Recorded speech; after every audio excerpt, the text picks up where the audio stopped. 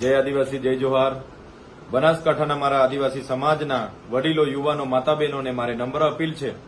India ગઠબંધનના Banaskantha લોકસભાના ઉમેદવાર બનાસના બેન ગેનીબેન ત્યાં ઉભા છે, ત્યારે ગેનીબેન સાથે અમે વિધાનસભામાં જળ, જંગલ, જમીનની બાબત હોય, આદિવાસી સમાજના અધિકારની બાબત હોય, સંસ્કૃતિ અસ્મિતાની બાબત હોય, ત્યારે હર હંમેશ અમારી સાથે સમર્થનમાં રહ્યા છે.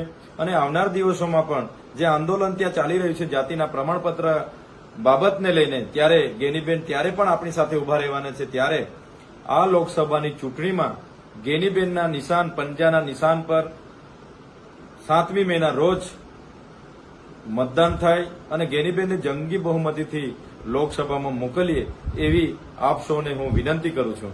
ધન્યવાદ.